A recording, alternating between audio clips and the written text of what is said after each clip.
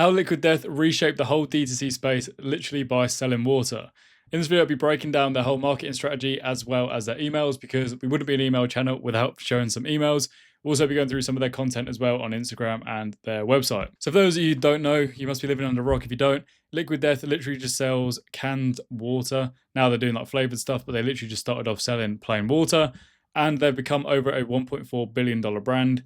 Literally, they're just selling water. It's crazy. And the most craziest thing is they weren't even selling water, especially because all of their marketing has nothing to do with like their purity of water, where the water comes from. You know, a lot of water brands boast themselves that they get their water from X mountain. You know, they don't even sell hydration. They literally don't even mention it. And the truth is, no one really cares about all these things, because at the end of the day, everyone knows what water is. If they need to drink water, they will literally just go and buy the cheapest thing on the shelf, or they will just use tap water. So how does a brand that has none of this formula, none of these magic ingredients, and none of this magical tech end up becoming a $1.4 billion brand within 7 years? So this deck is going to go through everything like this, how they ended up getting to where they did, and we'll also break some strategy down at the end. So the man behind the curtain, his name is Mike Cecchino. I probably butchered the hell out of his name. However, he watched Monster Energy back on the days when obviously it was skateboarding. You had X Games, everything like this that they are sponsored by.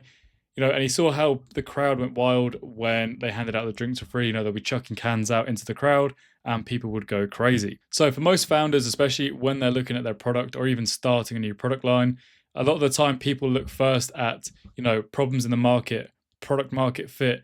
Then they bulk market in on top of that to hopefully scale it, and then hopefully the brand turns into some profitable magical wheel. Whereas Liquid Death, they ran things a lot differently. The brand was the product. So people were buying Liquid Death. They weren't buying water. It sounds a little bit odd to describe it, but and then the water was the vehicle which actually got them to that point. So they kind of shifted the whole mechanism of people drinking water for hydration to something that people actually wanted to carry around. Sounds crazy, people would want to be holding water, but I will break it down in a minute why this actually becomes so important. So their biggest selling point is that they ended up competing on emotion in a category that competes on price. As I mentioned at the beginning of the video, a lot of the time people just jump on water, you know, the cheapest one in the shop. More often than not, they just jump for, you know, tap water. So if you take some of these big brands here, we've got Evian that, you know, claims their water's from the Alps. Fiji Water has Aquifer, and then Smart Water has Jennifer Anderson. Also, we've got 50 Cent involved with Smart Water as well. So all these brands, you know, people are kind of trying to push these forwards. Whereas Liquid Death literally just sold on rebellion, you know, dark humor, anti-establishment. It's literally a watered version of Monster in a way.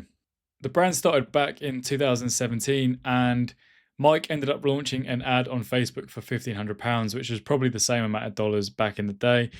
And it ended up hitting multiple millions of views, and they ended up selling out. They ended up selling more orders than they could even fulfill. And this literally solidified that they had proven their point of, you know, building the brand, building the demand before scaling and moving forwards. And this is leading on from the point I mentioned earlier. So why people feel more confident walking around with these tins of water is because we're in a world where people are opting to drink less alcohol. You know, people going to events sober, whereas you've got people that are drinking tins, drinking bottles of beer and everything like this. This tinned water is just something, a cool looking thing where you're not going to get looked at funny, even though you shouldn't worry about that. You're not going to feel embarrassed in a place like this drinking water. So if we see, it was designed to be carried out in concerts, bars and gyms. These places where people, you know, drinking Monster, beers, as I mentioned, you don't want to be pulling out a plastic water bowl. It kind of looks a little bit weird, especially if you're in a bar and a pub. It does look a bit weird if you're just sitting there drinking water. So Liquid Death's whole problem and pain point was they wasn't solving the hydration problem, because that's already been solved by tap water. That is literally the cheapest way you can consume water, and it's more than enough to sit there and drink. So they ended up solving a social problem, because how are you going to drink water in a room full of people drinking something more? You know, again, you're just not going to feel comfortable sitting there drinking a bottle of plastic water. So their marketing playbook, which we'll break down as well, is content that exists without the product. So if we take a look at their Instagram and look how crazy their engagement is. So this picture here has got 300k likes. This has got 800k likes. There's videos down here as well that are close to the million mark. You know, these ones here, 600k. It's crazy. If you look at some of this content, you wouldn't even think it's pushing the product. So we can see here, this one with Wiz Khalifa, you know, obviously he's holding the Liquid Death, but obviously the main thing is seeing Wiz Khalifa on there. So people are buying the product regardless of even if it's going to be pushed as an ad. So the whole ad structure is so much different to how most brands would operate, because if you take it in the market today, everyone sitting there creating ads is following the same ad playbook, following the same as what their competitors are doing, but trying to make it different. Liquid Death is on a whole nother level when it comes to creative because, again, what brand do you know, especially in this space, is creating content like this at a scale that they are right now? This is something that AI is never ever going to be able to replace. No matter how good your prompts are, how good you get with it, nothing is ever going to be able to replicate this. Number two, what they do as well in their playbook is they treat their customers like a cult, exactly like Monster did back in the day when it was like the Monster girls, the Monster caps, clothes. Everyone wanted to be associated with Monster, especially for me growing up. I was skateboarding down the skate park. Monster was so big back in the day, and it still is now.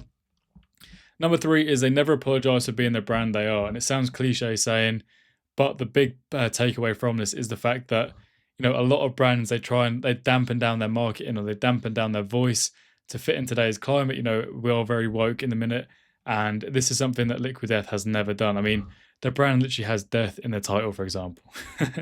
This again leads on from the points I mentioned earlier, how their creatives aren't even ads, they're literally just content properties. So we can see here all these things here, and this is exactly where the selling is done. So they're actually sponsoring Tony Hawk right now as well. And Steve-O, again, he's someone that doesn't drink, so it's another great applicant to put forward their product. This is something I see a lot with D2C brands at the minute as well. There's brands that are very, very early on in the stages of building their brand, always trying to get into retail, whether they be skincare, healthcare, anything along those lines. They're trying to get into all these big name shops before they've even built any social proof or audience.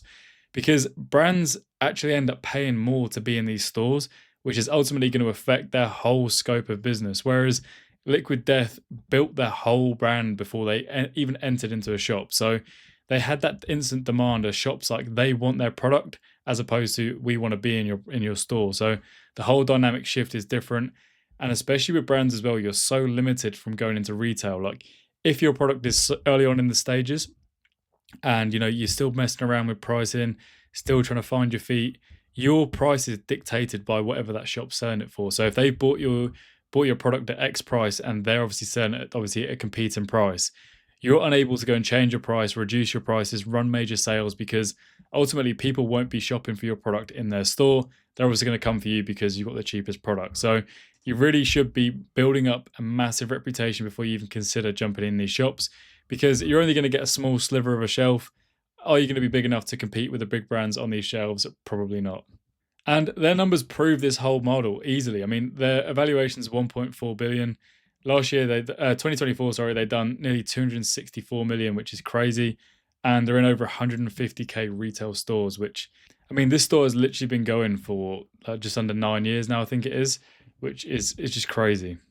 I think one reason why Liquid Death performs really well as well is because in today's market, it is so competitive with, branding, agencies, everything in general just feels too polished, too perfect. And again, most things don't even have a CEO or a face in front of the brand. There's no reason for people to buy into this brand and become a cult, because that is ultimately where the main profit is going to be made. Because when you build a cult, people are going to keep coming back and returning to buy your product. And especially in a market like water, that people really just don't care. They just want to drink of water. How are you going to put yourself ahead of all these other brands? So if you are a D2C operator, you work within a business, you own a brand, these are three things I think that you should definitely take from this video. So brand identity is always going to beat your product features. We was actually having this conversation with a supplement brand, and he was saying his main selling point is the fact that they're triple tested, and they as a brand are wanting to move away from that because people don't care. People care about the results they buy themselves after they've obviously taken these supplements and what results they're going to get. So they're buying the identity of the brand as opposed to, whatever this product is built. It's been proven before. There's a brand called Thorne, which is a supplement brand. They've gone through the exact same thing as well. Number two is content properties are always going to beat your ad spend. So we can see here they're investing an awful lot of time into their creatives on their social media. And you're always going to see a lot higher returns because when this is organic, especially with Instagram, these videos can pop off 6 months, 1 year down the line. They can come back in people's feeds. It's always going to be a drip feeding through extra profit. And especially if you look at things like this, and I'm going to break these costs down, rough numbers that I have no idea are going to make sense with them. But let's say, for example, this video costs 10k to make and it brings back 100k in revenue. That's a 10x ROAS.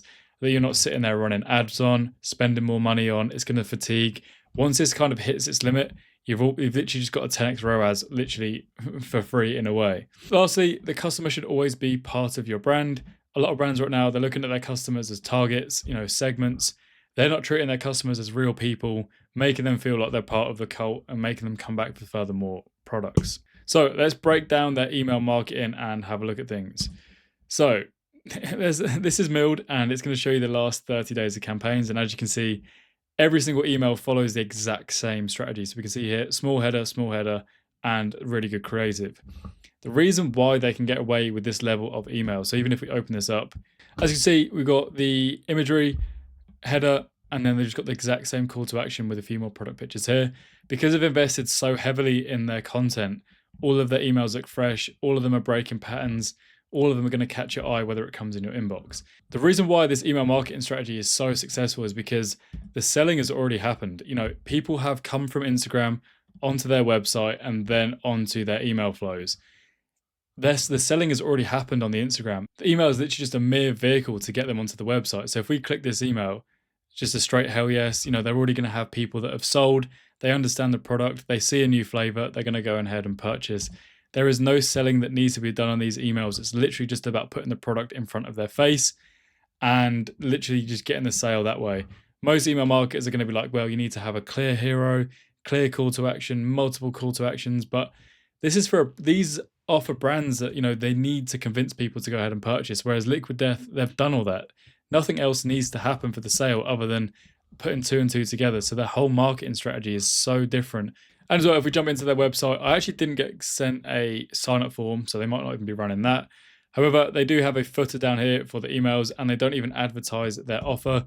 I'm pretty sure their offer right now for email marketing is 2 free cases for the bottles. So obviously they keep them cool in the hot weather. Obviously people don't want to be drinking warm water, so the can slides in, 2 free gifts.